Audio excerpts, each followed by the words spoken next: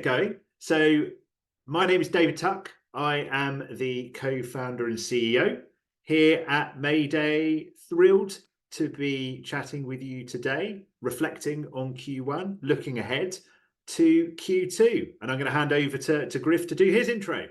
Hi, everyone. Yeah, I'm Griff. I'm co-founder and CPTO here at Mayday.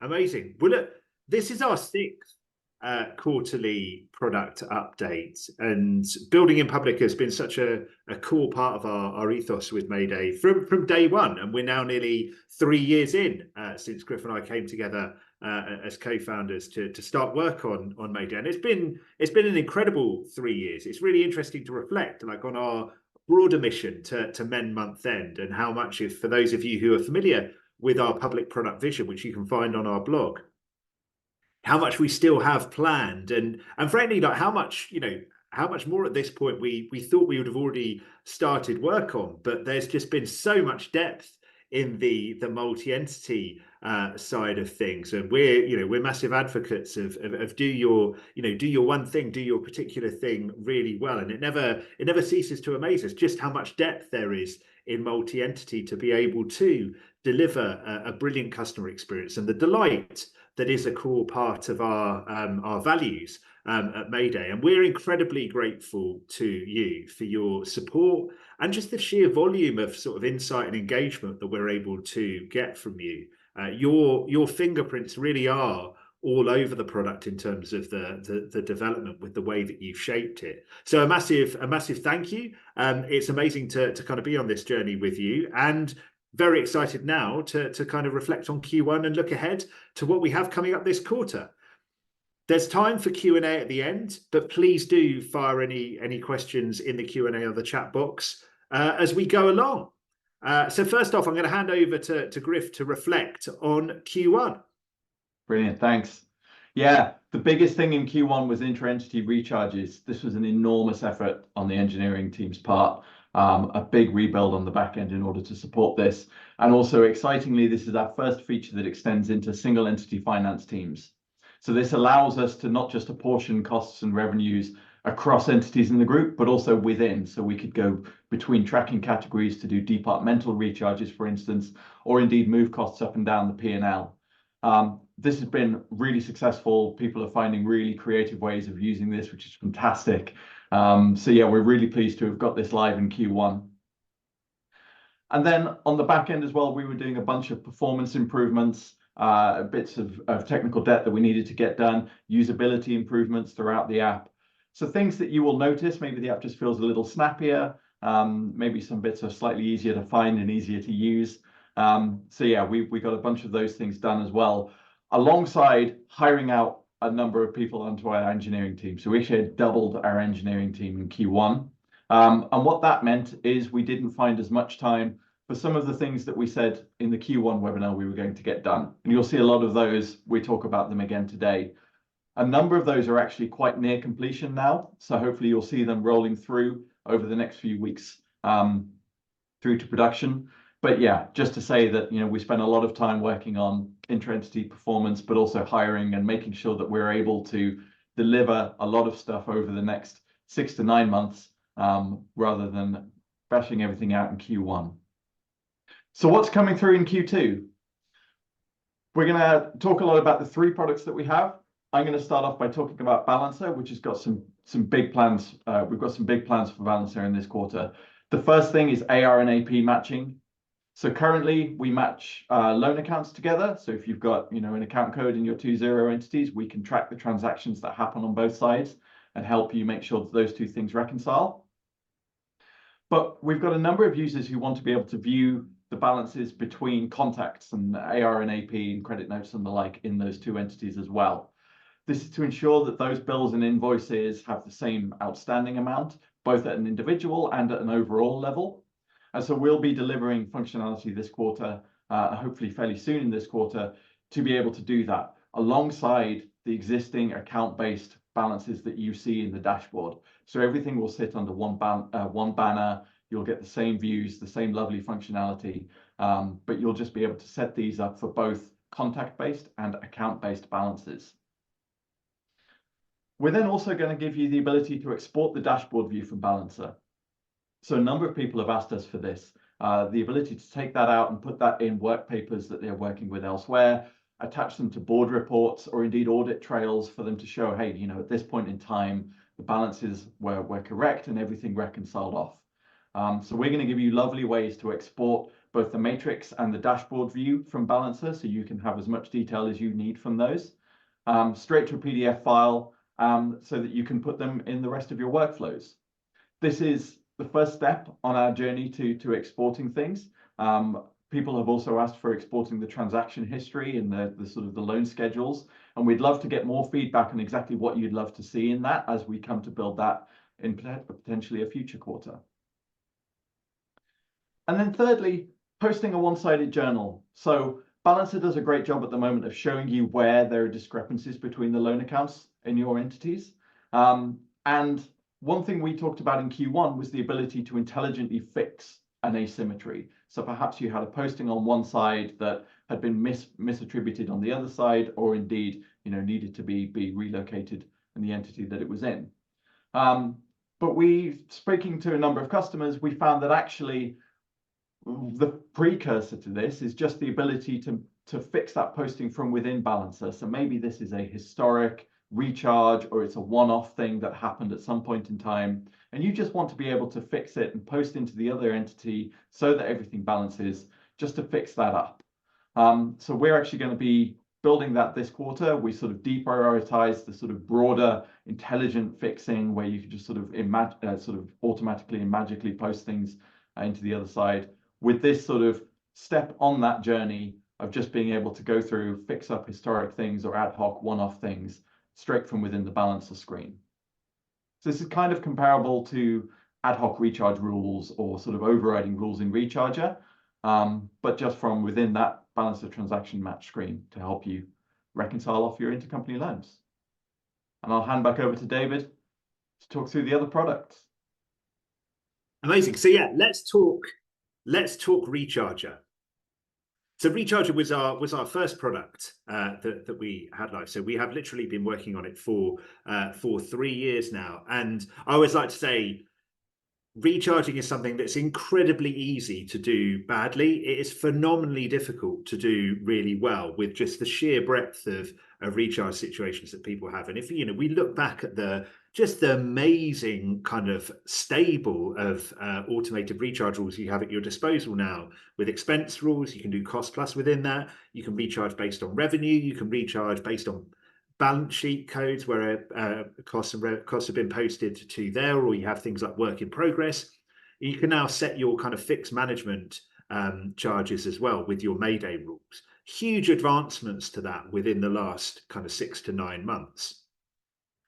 Now, what we're kind of bringing with that is, covering those edge case situations where, you have sort of one-off situations. We typically see kind of where this applies, people might have a sort of hold all nominal code where they post costs that need to be recharged to another entity in the group, but they're not replicable. So you wouldn't go to the effort of creating a recharge rule for those, but they still need to form part of the recharges. And so that's what ad hoc recharges is going to be, that ability within your calculation to say, okay, this is a cost or revenue that needs to be recharged, and within that calculation carve out the recharge treatment that needs to be applied, so that can form part of your recharges as well. And just so excited to see the evolution of Recharger as it continues to get kind of closer and closer to that 100% coverage of every single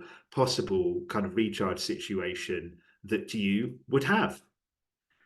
And then what else have we got coming up in Recharger this quarter? So non-calendar month reporting periods. This is a really exciting one because more and more we've seen, particularly hospitality, entertainment-based businesses who, because of the weekly cadence to their trade, will trade on a 4-4-5 week reporting period, maybe 13 4-week reporting periods over the course of the year. And so they build their management reporting around that, and their recharging needs to be built around that as well. So that'll be the ability to set non-calendar month reporting periods within Recharger and run your recharges based on those periods. Moving on to Bragg. So if we take a step back, where is Bragg today? So Bragg started as the cross-entity equivalent of the match function in Xero with our bank reconciliation across the group product. We then added the equivalent of the create function, where there wasn't already a bill in the another entity, but you had a bank transaction in one entity that related to another.